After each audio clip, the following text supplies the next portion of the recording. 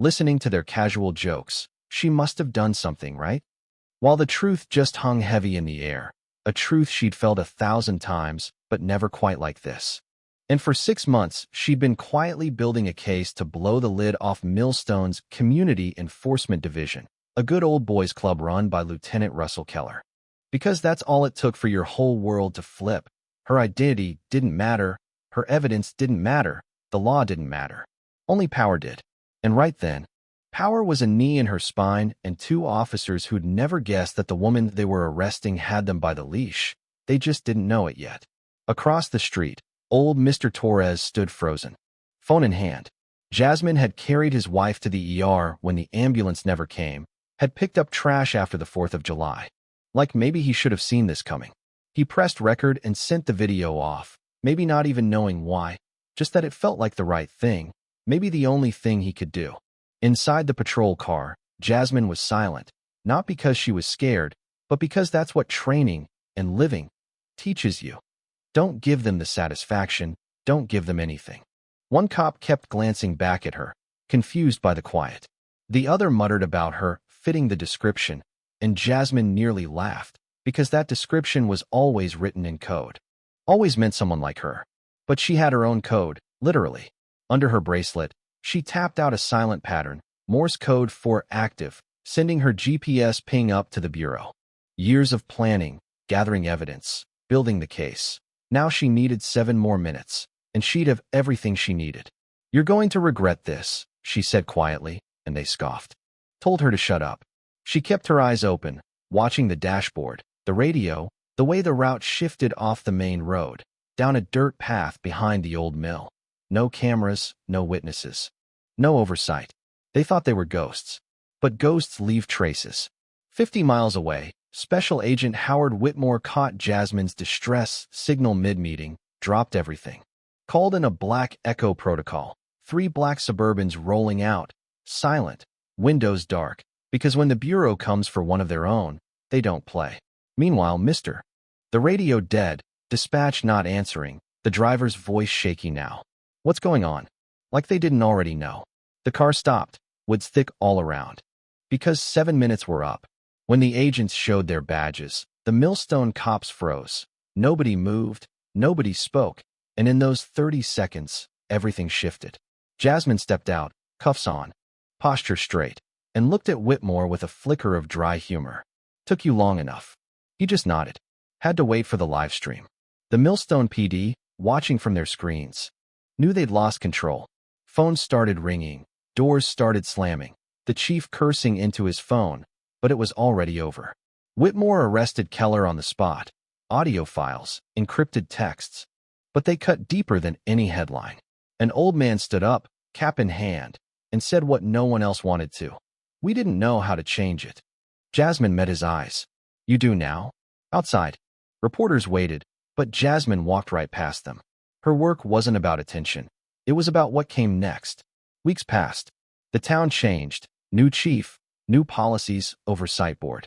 Kids at the high school watching Jasmine's video and learning what silence costs. But it wasn't clean, it never is. There were threats, tires slashed. Not for the case, but for standing up when everything said sit down. Twist is, Jasmine hadn't worked alone. The whole operation was part of a federal pilot to crack open these closed systems. Map the rot. Trace every deal and every dirty dollar. Judges, prosecutors, even a senator tangled up in the web. One cop, Nolan, turned whistleblower. "I didn't sign up for this," he told Jasmine. And she nodded, not to forgive but to remind him, "You always have a choice." With new evidence, old cases were reopened. A local activist's accidental death now under investigation for conspiracy. Her story spread. Churches changed their signs. Local business owners issued public apologies. A whole town learning that justice doesn't come with a siren or a gun. It comes with someone refusing to let things slide. Even so, as Jasmine wrapped up her report, her phone buzzed, a message from Mr. Torres. "Thank you, Agent. Sometimes that's all you get. And sometimes it's enough. Because justice isn't a headline. It's a choice you make every day." Jasmine's story is more than a takedown. It's a mirror, asking what we're willing to see, what we're willing to risk. Maybe you've seen something. Maybe you've felt it. So what will you do the next time silence feels easier? You don't need a badge to draw a line. Because nothing changes until we do. You think after that kind of showdown, the world just shifts overnight, right? But if you've ever seen a place like Millstone up close, you know the truth. Change might roar in with the headlines, but it seeps out with the rain, slow and stubborn. Jasmine didn't hang around for the victory lap. While the bureau combed through files and camera footage, she kept her head down, finishing up the last interviews, pushing for every little thread to be pulled. Yet, under all the noise, new policies, press conferences, a mayor on TV promising never again, there was a deep, uneasy silence, like everyone was waiting to see if the storm would really pass. She was back at the bureau, lost in paperwork, when that anonymous envelope slid under her office door. No return address, just her name in shaky block letters. Inside, a flash drive and a note. It goes deeper than you think. She hesitated for a heartbeat, then plugged it in. Audio files. Judge Bowers, clear as day, his voice cold and businesslike. You can't just make people disappear. Then a scrape, then silence. Jasmine leaned back, every instinct screaming that the rot ran all the way up, not just down. So she reached out to Washington. Each file told its own quiet story. Traffic stops that turned violent for no reason. Black teenagers cuffed and humiliated for matching a description.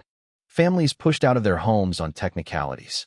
It wasn't just Keller or a few bad apples. It was an ecosystem. Jasmine could feel the pushback coming. The small-town anger twisting into something darker. Her inbox filled with threats. Rumors started about her real motives. But she never blinked. Here's the twist no one saw coming. Nolan, the younger cop, the one who'd pushed Jasmine into the car and thought he'd be protected forever. After weeks under federal review, facing his own shame and the hard weight of evidence, he broke. Patient, and let him talk. He described a world of quotas and silent expectations, unwritten rules about who to stop, who to search, how to write the report so nobody upstairs ever blinked. People believed things could actually change. Jasmine met with survivors, sometimes in living rooms, sometimes at kitchen tables crowded with coffee cups and legal pads, sometimes in old church basements where people spoke in half whispers because that's what fear does. It lingers, even when the lights come on. She told them the truth. You aren't crazy. A wiry Texan named Hank came on board, gruff, ex-military, with a soft spot for lost causes. He'd always said, corruption hates daylight. Our job's just to throw open the curtains. One damn window at a time. The two of them worked long nights, stitching together the puzzle, bank transfers, campaign donations, fake overtime logs. Every time they found a dead end, Hank would mutter, follow the money, Jazz. It always leads somewhere. Then came the next curveball. Out of nowhere, a local high school teacher, Miss Franklin, reached out.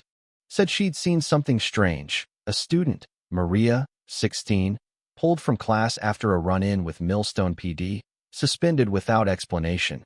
Then her whole family vanished from town the next week. No forwarding address, no records. Just gone. Jasmine took the story, ran it against property sales, found a pattern. Families of color quietly squeezed out. Jasmine knew this was bigger than one case. She called in reinforcements. Civil rights groups, pro bono lawyers, even a few brave locals who risked their jobs to speak up. Together, they built a class action, accusations of housing discrimination, racketeering, and systemic civil rights abuse. The headlines exploded, suddenly. Taped to her windshield. Leave it alone. Underneath, a spent shell casing, cold as the air. She stood there, staring at it, then looked up at the stars. Not today, she muttered, and pocketed the note for evidence. Hank found her later, shaking his head. You all right? She smiled, tired but steady. Yeah, they're scared. That means we're close. By spring, the town had changed for good. The oversight board held open meetings. Kids in civics class debated police reform, quoting Jasmine's testimony. For every hater who yelled at the news, 3 neighbors started watching, noticing, refusing to look away. The mayor, once silent, called for outside monitors. The old guard grumbled, but even they knew the tide had turned. She drove out to the river at sunset. Orange sky, cool breeze, town lights flickering on behind her. She pulled out her phone, Read one last text from Mr. Torres. My grandson wants to be a lawyer now. Says you made him believe in right and wrong again. Thank you, Jasmine. She laughed, wiped a tear, and for the first time in months, let herself breathe. This wasn't victory, not yet. Change is a ripple. One video, one voice, one act of courage, maybe yours, is how it starts. Maybe you're the one holding the phone, or sitting on a jury, or just refusing to let the next bad joke slide. Every system is made of people, and every person matters. Drop your thoughts below. What would you have done in Jasmine's place? Ever seen something you couldn't ignore? Do you believe one person can really shift the tide, or is the system just too big? Let's hear your truth. Because as long as you're talking,